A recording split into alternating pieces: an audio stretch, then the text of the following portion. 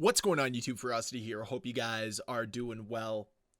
As I'm sure you've probably already heard, Season 4 Reloaded of Black Ops 6 in Warzone is going to introduce a collaboration with Beavis and Butthead, a nostalgic 90s cartoon that was quite popular. And honestly, on the surface, I don't necessarily hate this idea. I know it's been memed to death. I know that people are laughing at Call of Duty for getting Beavis and Butthead, but I don't hate this decision in a vacuum. Unfortunately, the current state of Call of Duty doesn't exist in a vacuum. We have to utilize things like history and track record. And if you've been paying attention throughout the life cycle of Black Ops 6, the history and track record of Black Ops 6 and their collaborations has been pretty poor. Not the collaboration IPs that they've been able to attain, but the way that they've executed those collaborations. It started this year with Squid Game, which was a disappointment to say the least. And then it went to Terminator, then to Teenage Mutant Ninja Turtles, and most recently, Ballerina from the world of John Wick. All of these collaborations, soulless cash grabs to cash in on name recognition above trying to make something unique and celebratory about the collaboration itself. And that's why I can look at something like Beavis and Butthead and see it as a unique opportunity to do something different. The announcement has a cel-shaded map with it. Could you imagine if they just made an entire Beavis and Butthead cel-shaded playlist and they reskinned a bunch of the maps and let you play like Beavis and Butthead on those maps? Well, in addition to that, also providing bundles with Beavis and Butthead in them. So you could play as Beavis and Butthead in these specific cel-shaded maps, or you could buy the bundle and use it in the traditional playlist. Both of which would do a little bit more justice to the IP than just simply selling a Beavis and Butthead bundle for $30 to $40 and then having Rebirth Island as a cel-shaded map reskin. That, to me, is the difference between something that is good and is doing justice to the IP versus something that is just utilized as a quick cash-in for the IP. And I don't want this to be misconstrued. I'm not against Activision making money off these IPs. That's the whole point. You collaborate with another IP, you work together to both make money.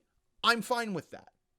What I'm not fine with is Call of Duty essentially just using it to print money and not doing anything to celebrate that they've attained these IPs, not do anything of value for the community or for the player. It's just a, hey, please give us $40 because there's Ninja Turtles in the game now. I mean, it wasn't even $40. I think you had to spend $80, $90, $100 to get all the Ninja Turtles, but I digress. And this has been something I've been criticizing Call of Duty for a very long time. They've kind of done half measures at points in time. You know, I look back to the Boys event from MW3 where they had some unique game modes associated with the Boys, but overall it just felt, again, half-baked, half-assed, like so much of what Black Ops 6 already is. And the same can be said with the Teenage Mutant Ninja Turtle crossover in Black Ops 6. There are elements that are fine, they're good. I mean, the grind map with all of the Teenage Mutant Ninja Turtle mural stuff is a good idea, but again, it just felt so half-baked, which is kind of how the game feels in general. And the reason why I say it feels like a giant cash grab is because that's all Call of Duty has kind of become. They're not trying to do something different or unique with every passing season or every passing collaboration.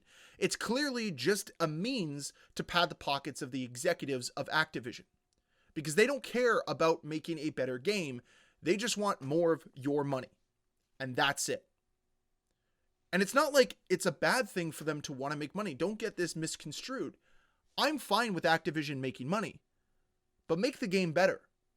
Because I look at a franchise like Dead by Daylight, which constantly has different collaborations from across the horror genre. Recently, they brought in Five Nights at Freddy's. And what did they do? They did it justice.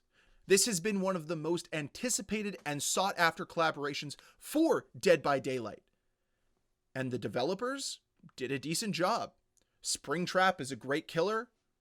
Freddy Fazbear's seems to be pretty reminiscent of the game.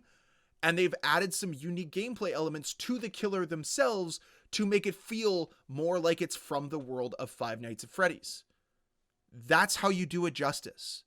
So I'm not opposed to going out and spending $6-7 on the brand new killer, playing a ton of the new map, because it at least has done something to try to make it unique to what the IP is bringing into the world, unlike what Call of Duty's done. That's the problem that I have. Because this isn't the first time Dead by Daylight has done this. This is their track record now. Every time they bring in an IP, for the most part, they've done a pretty good job with making a unique map associated with it and making the killer reminiscent of what you remember from the IP they're a part of. That's how you handle it. That's how you handle collaborations. Not the way Call of Duty does it, which is just clearly a cash grab, and that's it. And even if you haven't played Dead by Daylight, I'm sure you've seen gameplay clips of the Squid Game event that was in Fortnite earlier this year. A much more true collaboration than what was in Call of Duty. I guess we had that red light, green light game mode, but honestly, that was so half-assed like everything else in this game. And I know I keep saying that, but it's the truth. That's how Black Ops 6 is.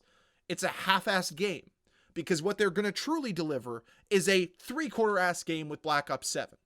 Because they've been waiting to push a lot of valuable stuff towards Black Ops 7 to really hype this community up, even though everyone's been left disappointed and underwhelmed all year long. Especially, mind you, when it comes to these collaborations. What are you really going to remember from this game? Is the Squid Game event going to stand out to you? Probably not. What about the Terminator event? Outside of the Terminator skin that everybody hates, I don't think people remember that. Because guess what? Every single event Call of Duty does is one of two things. XP grind or collectible grind. And that's it. There's no creativity. There is no try or effort to innovate. It is just simply there to farm engagement, and that's it. So every new collaboration is two things. Let's farm engagement, and let's just make a lot of money.